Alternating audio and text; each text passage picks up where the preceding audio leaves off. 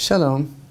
You know, when we read the Torah publicly every week, it's customary at the conclusion of each of the 5 books of Moses that when we reach the end of one of the Sfarim, the entire congregation will rise to its feet and declare in unison as one man the words Chazak, Chazak, v'nitchazek, which means be strong, and let us be strengthened.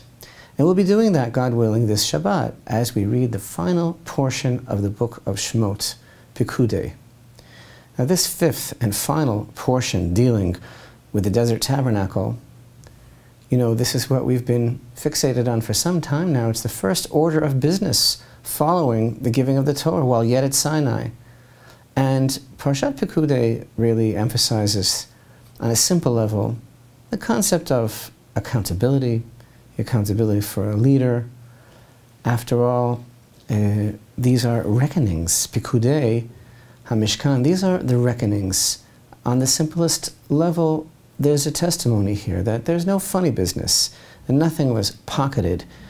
As Rashi tells us, these are the accounts, the reckonings, the receipts. Rashi tells us, this parsha lists all the amounts and weights of the contributions to the Mishkan, the silver, gold, copper, all the vessels for the service are counted.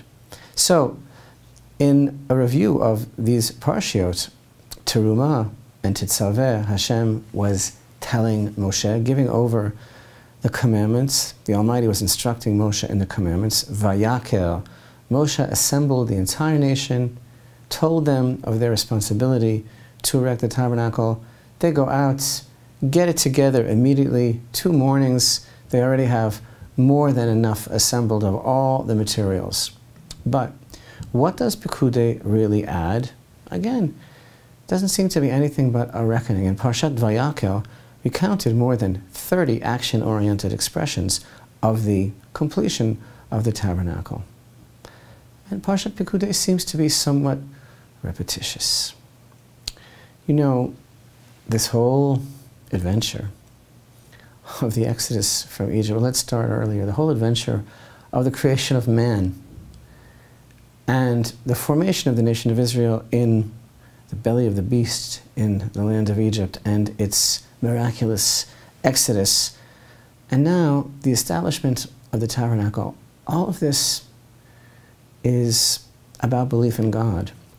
And belief in God informs everything that we do as a people. And yes, precisely, we are a people, not a religion.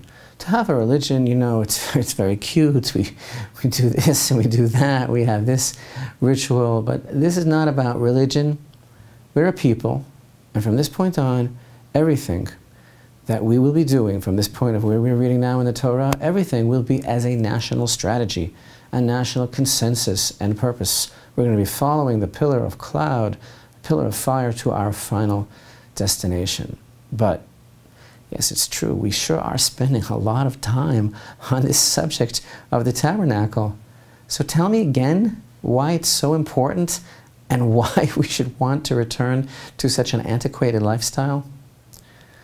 And like we learned last week, that sublime expression that our sages teach us, the Holy One, blessed be He, sought to have a dwelling place below. The whole thing here is about establishing a place for God to dwell in on earth. But what does that really mean? Actually, this whole concept of living with God like a neighbor in our midst, what a difference it makes to everything. You know that our sages emphasize that the establishment of the tabernacle is considered like the perfection of existence. Everything has been leading up to this moment. Why?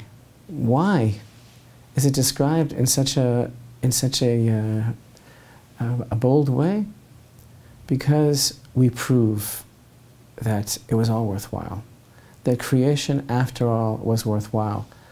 Just because of the fact that we are willing to let God in and to be focused and to be in acknowledgement and to be centered on that purpose of our lives, that shows that everything was worthwhile. And that, indeed, is the perfection of man, the perfection of creation. And another way of understanding those words, that beautiful tradition, words that we'll be repeating this Shabbat, words that we recite when we conclude every one of the 5 books of the Torah, chazak, chazak, v'nit chazek, be strong, and let us be strengthened. Another way of understanding that is simply a job well done.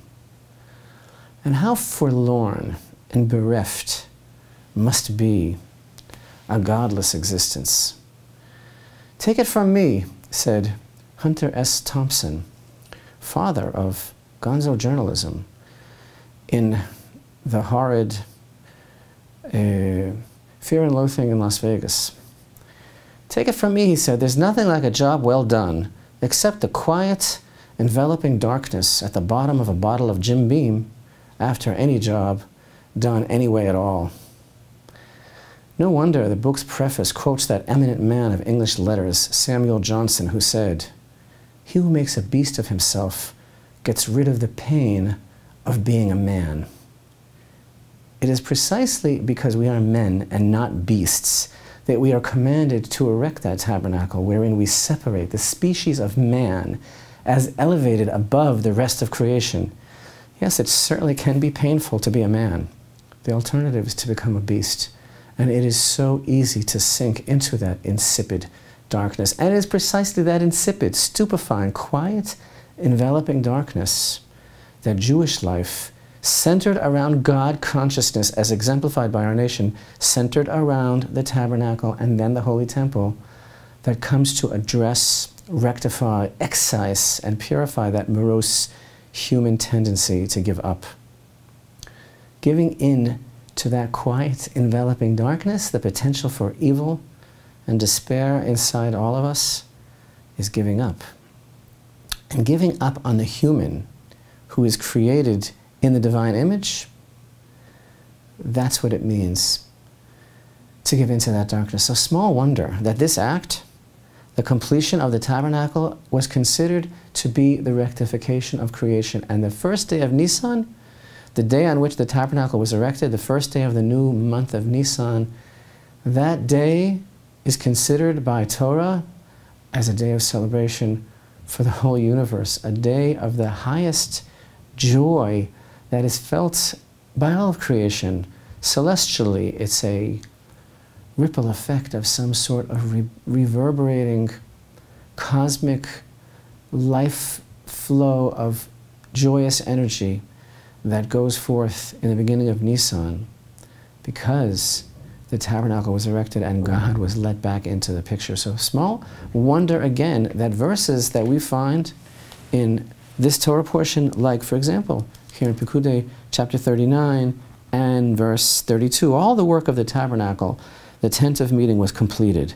And the children of Israel had done everything that Hashem commanded Moshe, so did they do. And verses like chapter 42, verse 43.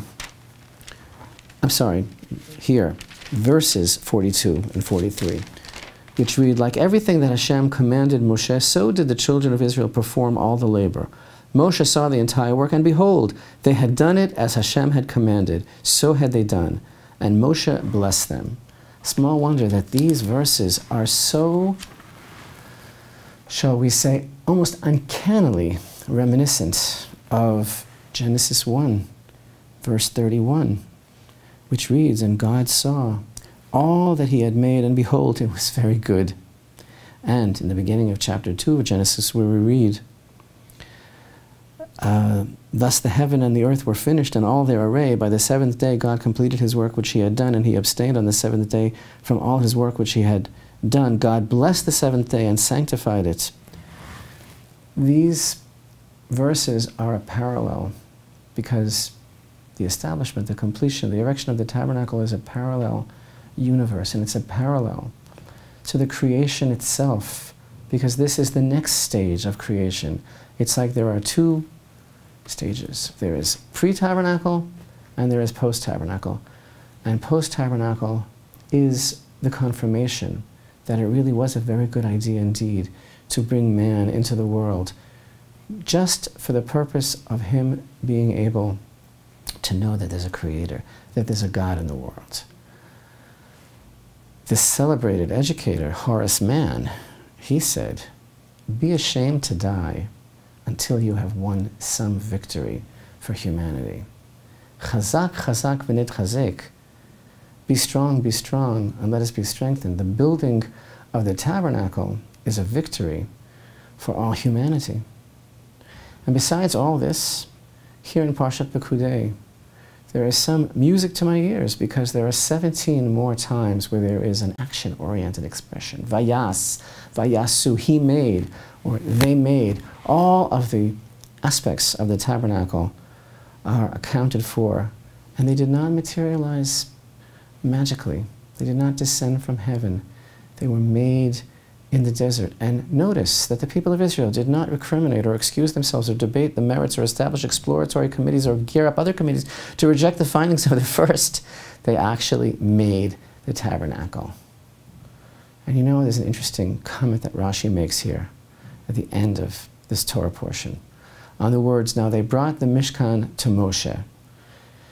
You see, they could not erect it, Moshe said. So Moses had actually done no work in the Mishkan himself. The others had. So the Holy One, blessed be He, said he left the task of erecting it to Moshe himself, of erecting the Mishkan. And no human being could erect it by himself because of the heaviness of the planks. No human was strong enough to put them up. But Moshe somehow was able to. So Moshe said before the Holy One, blessed be He, all this, the tradition that Rashi mentions, this homiletical teaching. Moshe said before the Holy One, blessed be He, how is it possible for a human being to erect it? And so God replied, actually, Moshe, you just do with your hands as if you're doing it, and you'll appear to be erecting it, but it will actually arise by itself. And this is the meaning of what it says in the verse, Exodus 40:17, the Mishkan was set up. Rashi says it was set up by itself. So Rashi cites from the famous Midrash of Rabbi Tanchuma. It's actually a perfect teaching. I'll be satisfied with that. Rashi is saying that Hashem said to Moshe, you know what? I'm really doing it, but you just go through the motions and everyone will think that you did it, but you're right, you can't do it, I'll do it. You know what? That's fine if God needs to do it, but notice that the Midrash is teaching that Moshe had to do something.